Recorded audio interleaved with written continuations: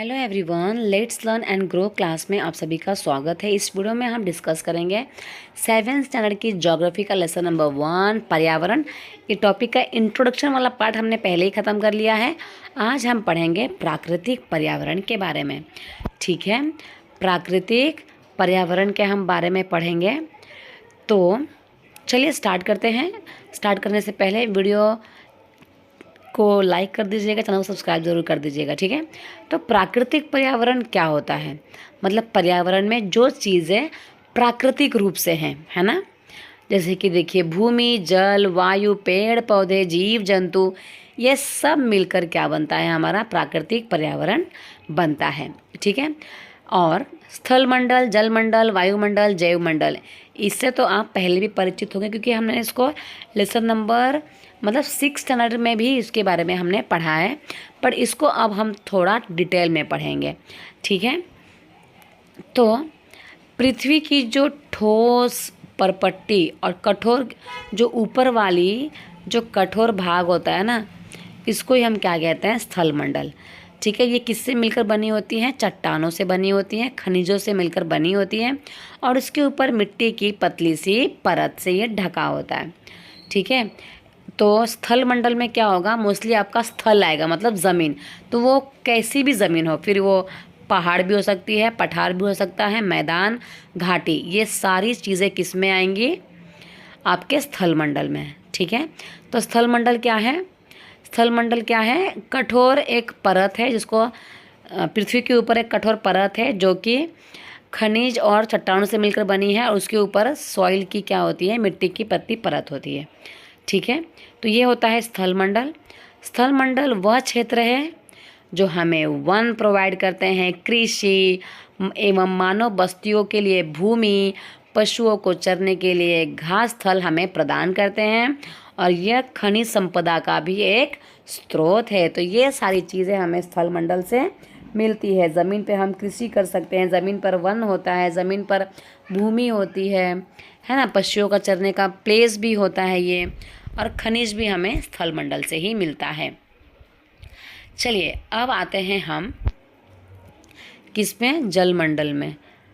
ठीक है, तो जल मंडल में क्या आएगा? जल का जो क्षेत्र होता है, जहाँ पर भी पानी नज़र आएगा आपको, फिर वो कुआं हो, रिवर हो, ठीक है, इसको ही क्या कहते हैं? जल मंडल कहते हैं। मतलब जल का जो क्षेत्र होता है उसको जल मंडल कहते हैं।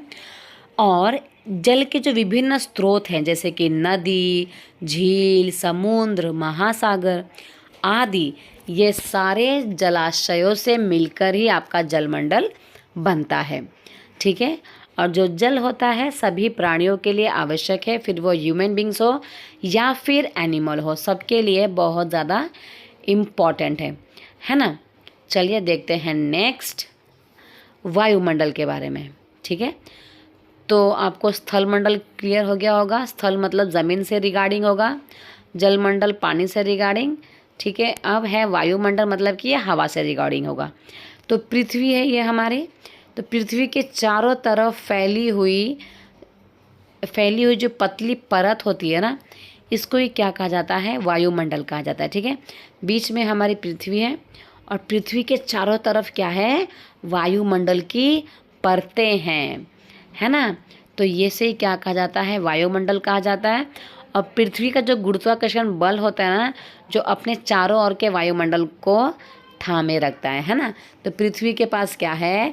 गुरुत्वाकर्षण बल है, जिसके वजह से ये जो वायुमंडल जो गोल गोल गोल गोल घूमता रहता है चारों तरफ, वो पृथ्वी के चारों तरफ ही क्यों है?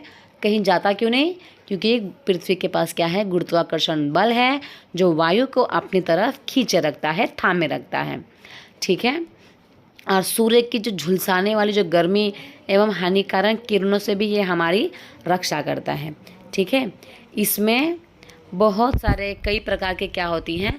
गैस भी होती हैं, धूल कण होते हैं, जलवाष्प होते हैं, ये सारी चीज़ें उसमें उपस्थित होते हैं।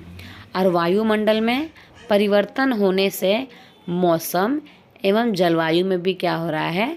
परिवर्तन हो रहा है ना। वायुमंडल में परिवर्तन होने से ही मौसम में और जलवायु में परिवर्तन हो रहा है। तो आई होप आपको वायुमंडल में समझ में आ गया। ठीक है, अब हम आते हैं जैवमंडल पर। तो ये जैवमंडल क्या होता है? जहाँ पर तीनों का क्या होता है? मिश्रण होता है। ठीक है, तो पादप एवं जीव जंतु मिलकर जैवमंडल या फिर सजीव संसार का निर्माण करते हैं। और ये जो होता है ना, पृथ्वी का वह संकीर्ण क्षेत्र है जहाँ पर स्थल, जल, वायु मिलकर जीवन को संभव बनाते हैं। तो जीवन जीने के लिए हमें ये तीनों चीज़ों की ज़रूरत है। स्थल की भी, जल की भी, वायु की भी। इन तीनों में से अगर कोई भी एक चीज़ कम है तो वहाँ पर लाइफ पॉसिबल नहीं है ना। और ऐसे क्षेत्र हैं जहाँ पर मतलब देखो माउंटेनियस एरियाज़ है ना, पहाड़ी क्षेत्र में लोग रहते हैं, बट यहाँ पर बहुत प्रॉब्लम फेस करनी पड़ती है क्योंकि कभी भी ये पर्वत गिर के बह सकता है ना। इसके अलावा सिर्फ वायु है और जल है, आपके पास वायु है, जल है, बट स्थल नहीं है, तो क्या आप रह पाओगे? नहीं रह पाओगे ना। ह्यूमन बींग्स, कोई भी एनिमल्स वहाँ पे नहीं रहेगा, है ना। फिर आपके पास स्थल है, ज़मीन भी है और पानी भी है, बट आपके पास वायु ही नहीं है, ऑक्सीजन नहीं है वहाँ के हवा में, तो वहाँ पर लाइफ पॉसिबल नहीं है। तो लाइफ कहाँ पर पॉसिबल है? जैवमंडल में, जहाँ पर ये तीनों का क्या होता है? मिलन होता है, जहाँ पर तीनों मिलकर मिलते हैं, आपस में इंटरेक्ट करते हैं, जहाँ पर ये तीनों का इंट्रैक्शन होता है वहीं पर लाइफ पॉसिबल है। ठीक है, चलिए अब देखते हैं जो पारितंत्र है वो क्या होता है। तो पारितंत्र जो है ना, वो वह तंत्र है जिसमें समस्त जो जीवधारी आपस में एक दूसरे के साथ तथा पर्यावरण के उन भौतिक एवं रासायनिक कारणों के साथ परस्पर क्रियाएं करते हैं, जिसमें वो निवास करते हैं। ये सब ऊर्जा और पदार्थ के स्थानांतरण द्वारा संबंध है। तो पारितंत्र की अगर हम बात करें और जैवमंडल की बात करें तो ये दोनों कहीं ना कहीं सेम ही है। ठीक है, क्योंकि हम क्या कर रहे हैं यहाँ पर, जितने भी जीवधारी हैं, मतलब जितने भी ह्यूमन बींग्स हैं और एनिमल्स हैं, वो क्या करते हैं? आपस में एक दूसरे के साथ तथा पर्यावरण के साथ परस्पर क्रियाएं कर रहे हैं, क्योंकि पर्यावरण के बिना हम नहीं है और हमारे बिना पर्यावरण नहीं है ना। क्योंकि हम अगर जो पेड़ पौधे हैं वो ऑक्सीजन रिलीज़ करते हैं तो हम लेते हैं, हम कार्बन डाइऑक्साइड रिलीज़ करते हैं तो वो लेते हैं, है ना। अगर हम नहीं रहेंगे तो जो हमारा अर्थ है उसमें बहुत ज़्यादा ऑक्सीजन हो जाएगा, वो भी हमारे अर्थ पर्यावरण के लिए सही नहीं है ना। तो दोनों ही चीज़ें हमारे पर्यावरण के लिए बहुत ज़्यादा इम्पॉर्टेंट है। ठीक है, चलिए देखते हैं नेक्स्ट टॉपिक, परितंत्र क्या होता है, पारितंत्र क्या होता है। ठीक है, एक काम करते हैं, इसको नेक्स्ट क्लास में करते हैं, क्योंकि नेक्स्ट क्लास के लिए फिर बहुत स्मॉल टॉपिक बचेगा हमारे पास।